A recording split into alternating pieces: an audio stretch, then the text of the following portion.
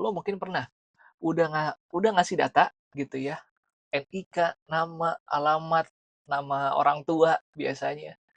Terus ditanya lagi sama perusahaan yang sama, "Oh, kamu perlu regis ya?" Regis ulang, namanya siapa, NIK-nya sama, dan ngerasa, data ini kan sudah gua kasih ya, kok nanya lagi nih mereka. Nah, itu ada alasannya teman-teman.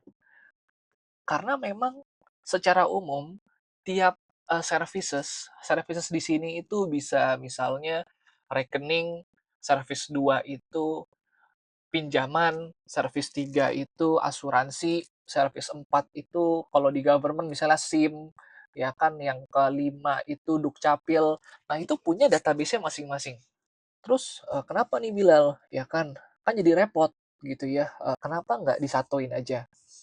Nah, ini menarik, kalau disatuin, ini bisa jadi performance-nya menurun dan nggak efisien. Karena masing-masing service itu kebutuhan datanya beda.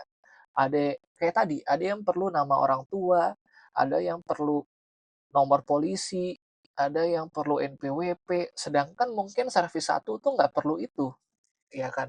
Jadi untuk disatukan itu memang secara teknis bukan bukan solusi yang umumnya terjadi.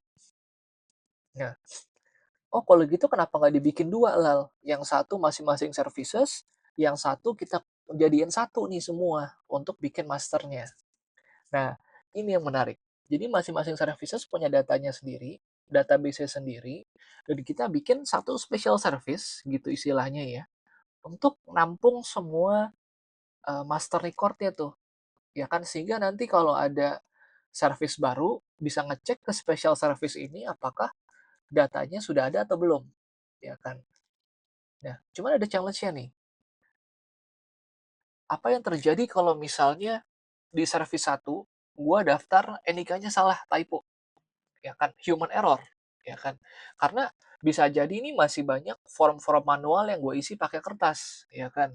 Dan data entry kan dia ngelihat dan input apa yang dia lihat aja. Misalnya namanya typo juga, jadi Balil, atau alamatnya yang satu Jakarta cuman Jakarta Timur gitu ya, atau Jakarta Utara. Nah, nanti standarnya gimana? Ya kan? Bisa nggak kita jadiin satu? Apakah perlu manual satu-satu kita nilai, ini Bilal yang sama atau beda, ya kan? Nah, kalau kayak gini standarisasinya gimana? Apa mungkin satu-satu kita lihat nama Bilal, data kolom-kolomnya seperti apa, lalu kita satuin secara manual.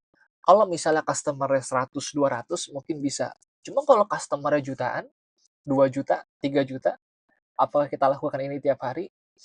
Nah, ada solusi special services ini namanya MDM, Masa Data Management. Yang dia lakukan adalah dia bisa bikin golden record atau data terbaik dari source-source data yang berbeda. Di case ini misalnya service 1, NIK-nya typo.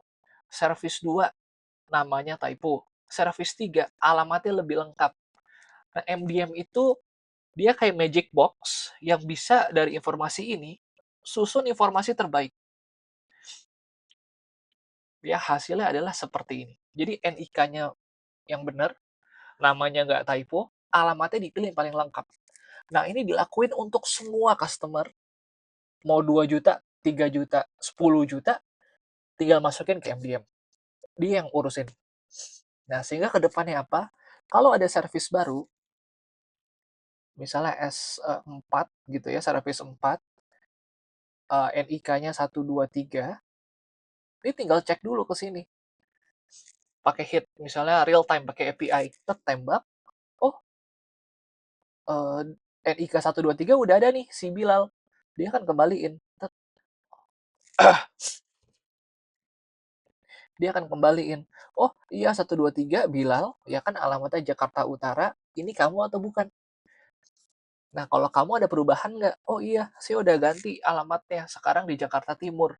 Oh ya udah, nanti di sini akan ganti ke Jakarta Timur, dan MDM bisa juga tembak perubahan itu ke servis yang lain.